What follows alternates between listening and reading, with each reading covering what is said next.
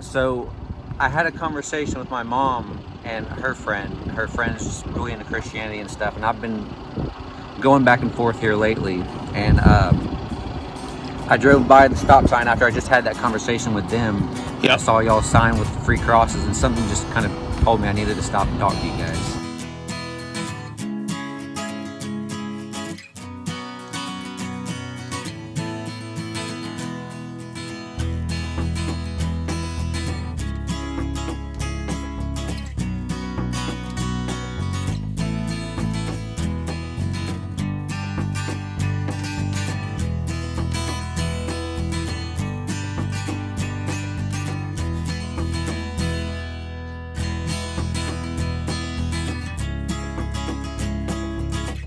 I saw y'all sign with free crosses, and something just kind of told me I needed to stop and talk to you guys. Oh man! So can you tell me kind of what led you up to like maybe reconsidering following or Christianity?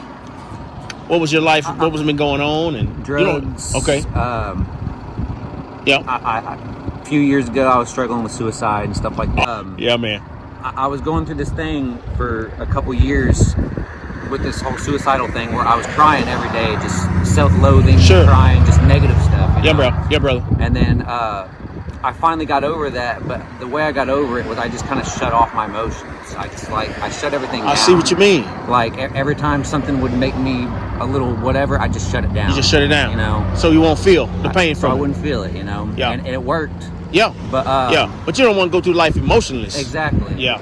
And just recently, I started hearing more about Jesus. And just the whole word, and it's been explained to me a little bit better. Okay. And I've been crying a lot more lately, and it's all been positive stuff. Well, you know what, man, I love. Can you give me your name? You don't have to give me your name. Toby. Yeah. Toby. I'm T. So this message changed my life, and what I'm gonna do is explain it to you. And I like to use like I'm so dumb. I sit on the TV and watch the couch. So I like to use something to kind of help me remember it. And I'm gonna use my fingers just to explain the central message of the Bible. It's a central message of the Bible. If you want to know what the whole central message of the Bible about, it's wrapped in a nutshell called the gospel. You have any idea what I mean when I say the gospel? A little bit. So it basically means the good news. That's what the gospel means, the good news. But in order for you to understand how good the news is, I want to share the bad news with you first. So can you be patient with me for the first half here? Yes. All right. So the thumb kind of represents the story of how God designed the world. Okay. And he designed it with the first two people called Adam and Eve. You pretty much know a little bit of that. Well, God, it was a perfect world. God told them, man, you free to eat from every tree in the garden, but from the tree in the middle of the garden, you shouldn't eat. Now, he could have forced them to make him love them without putting the temptation there. But what kind of love is that? He gave them free will. He gave them free will, right? So every time they would pass that tree, they would say, I love you more. But they decided everything was good, but they decided they wanted to be number one. Instead of God being number one, they said, you know what? They saw that the tree was good for food. They thought that it would bring them wisdom and it would give them this insight. Yes. And they said, because Satan deceived them. And he said, and so they took of the tree and they ate it. And this is where sin came into the world. Mm-hmm. What letter is in the middle of the word sin, Toby? I. So anytime I do what I want to do instead of what God has told me to do, it's selfish. And we get what we want when we sin, but we don't want what we get. We get what we want, but we don't want what we get when we get it. I love that. What do you mean? That was worded very well. Really? Okay. Yeah, I like that. Well, same thing with Adam and Eve. They got what they wanted. They just didn't want what they got. Because as soon as they sinned, here's what they did. And me and you would have probably a similar story here.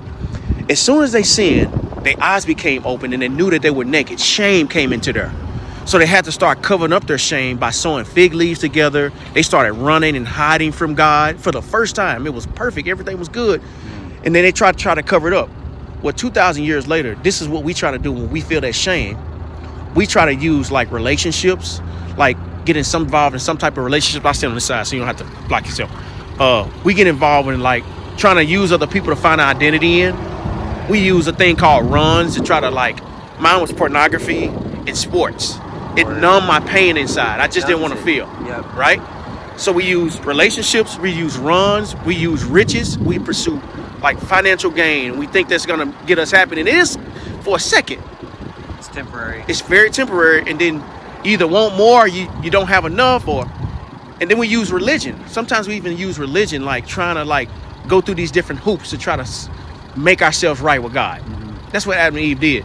But man, all that stuff doesn't work. And so the middle finger is the highest finger above all of us. All the other fingers, I mean. Yeah. Well, this represents how God is high and holy. Right? And so if he's a high and holy judge, that means he's good and he's righteous. So he can't let us be number one. So our sin makes us an enemy of God. Now, why is that? It's because here's my illustration. Like you got people in your family that you love. If somebody was to come in and took the life of your family or somebody that you love, you would be an enemy of that person. Right? Yes. And you would do everything you could to get justice. Right? In the same, I see where you're going with this. Okay. In the same way, when we're sinning and being selfish, we're standing in between. Right. That relationship, not only with ourselves and God, but maybe other people. Absolutely. It breaks everything. Now, and here's the thing. Our sin, you know who killed Jesus? You have any idea who killed Jesus? It was the Romans, but I don't know Romans? exactly. Well, me and you did. Because he went to the cross for our sin.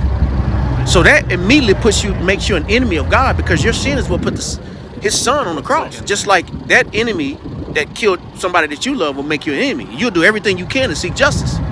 So if somebody tried to pay you off after they killed one of your loved ones, man, that ain't gonna fly with you. It's not gonna fly. Right? Well, you know how we try to pay God off to get into heaven? By trying to be a good person, trying to go to church, trying to do all these things that really doesn't really appease God, because he's angry at our sin. Right? Now, that's the middle finger. God is holy and he will punish our sin. Now, this is where it becomes good news. Because right now, as it stands, man, if you were to stand before God tonight, what do you think God will do to you right now if he's a good and righteous judge? I probably wouldn't make it in. Wouldn't make it. Man, and that's where I stood at, man. Now, here's the best thing that I've ever heard. So I'm committed to my wife. Like, this ring finger represents commitment, and how that I would die for my wife, and I would even like kill under certain circumstances because I love her. Are you married or? I have a girlfriend. Got a girlfriend. Yes. But you love her. Yes. Well, the Bible says that even though we're guilty, and even though we went our own way, that he committed to die on the cross for our sin, to pay our sin debt. Our sin made this chasm, made us an enemy. But God corrected what he knew we were going to destroy by sending his son, and he took the wrath that we deserve. So let's just say you were charged with a bunch of speeding tickets, and you were about to get fined. If the judge is good, he has to do what? To punish you for those speeding tickets. Right.